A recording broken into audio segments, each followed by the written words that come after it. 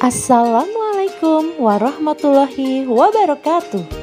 Hai, saya Anggun Kirana Putri SPD dari SD Negeri 1 Kutawinangun, calon guru penggerak Angkatan 6 Kabupaten Kebumen.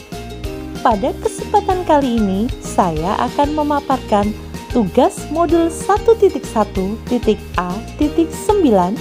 tentang koneksi antar materi, kesimpulan, dan refleksi pemikiran Ki Hajar Dewantara.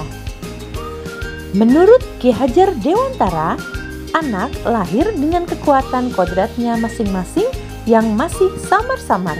Tujuan pendidikan adalah menuntun dengan memfasilitasi dan mengarahkan anak tersebut untuk menebalkan garis yang masih samar-samar agar dapat memperbaiki lakunya untuk menjadi manusia seutuhnya.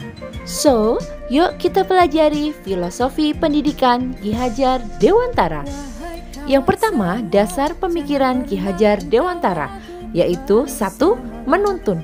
Pendidik dalam hal ini adalah sebagai pamong, di mana kita hanya menuntun dengan mendampingi, membantu, dan memfasilitasi siswa sesuai kodrat alam dan zamannya untuk mencapai kemerdekaan belajar. 2. Pendidik diibaratkan sama dengan petani. Dalam hal ini yaitu menuntun laku dan pertumbuhan kodrat anak. Anak diibaratkan sebagai biji jagung yang ditanam di tanah yang subur dengan sinar matahari dan pengairan yang cukup, sehingga meskipun dari bibit yang kurang baik, maka akan tetap tumbuh dengan perawatan dan perhatian yang baik. 3. Budi pekerti merupakan perpaduan antara gerak, pikiran, perasaan, dan kehendak yang tinggi sehingga menimbulkan tenaga. Dapat juga diartikan sebagai keseimbangan antara cipta, rasa, karsa, dan karya. Dan yang keempat, menghamba pada murid. Artinya, pendidikan harus berpusat pada anak dan menjadikan anak tersebut sebagai subjek yang berkembang.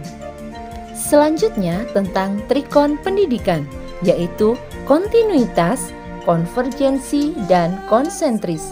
Kontinuitas berarti pengembangan pendidikan dilaksanakan secara terus-menerus dan berkesinambungan. Sedangkan konvergensi, pengembangan pendidikan yang dapat berasal dari mana saja namun harus tetap sesuai dengan budaya kita. Dan yang ketiga, konsentris, yaitu pendidikan dilakukan tidak lepas dari kepribadian bangsa kita, karena tujuan pendidikan adalah untuk menuntun tumbuh kembang anak setinggi-tingginya sesuai karakter budaya bangsa. Dan yang tidak kalah penting adalah semboyan Ki Hajar Dewantara yang kini menjadi jiwa pendidikan nasional, yaitu Ing ngarsa sung tulodo, ing madya mangunkarsa, tutwuri handayani. Sebagai seorang pendidik, di depan harus memberikan contoh, di tengah membangun kemauan dan motivasi, dan di belakang harus dapat memberikan dorongan dan semangat. Itu berarti pendidikan harus berupaya menuntun siswa dari arah mana saja sehingga nantinya dapat mewujudkan profil pelajar Pancasila. Dan inilah refleksi pemikiran Ki Hajar Dewantara dari sebelum dan sesudah saya membaca modul 1.1. Sebelum mempelajari modul, saya sudah meyakini bahwa anak memiliki kemampuan dasar masing-masing. Namun, semua itu terbentur dari pembelajaran yang saya berlakukan di kelas karena masih fokus pada pencapaian materi dan KKM. Sehingga saya belum dapat memanfaatkan sumber belajar yang ada di lingkungan sekitar. Nah, setelah mempelajari modul, saya berusaha untuk mengembangkan potensi siswa sesuai kemampuan dan bakat minatnya. Kemudian menerapkan pembelajaran student center, yaitu yang menghamba pada murid atau berpusat pada siswa. Ketiga, saya menekankan pendidikan karakter daripada kognitif siswa. Jadi, saya mendahulukan pembelajaran karakter atau lakunya sebelum pembelajaran materi atau kognitifnya. Namun, semua itu juga membutuhkan perubahan mindset. pada diri saya bahwa saya bukanlah satu-satunya sumber belajar bagi siswa. Dibutuhkan berbagai strategi, metode, kreativitas, inovasi, dan cara untuk menciptakan pembelajaran yang menyenangkan. Lalu, hal apa yang dapat saya terapkan lebih baik agar kelas saya mencerminkan pemikiran Ki Hajar Dewantara? Yang pertama, saya akan membuat kesepakatan kelas bersama dengan siswa.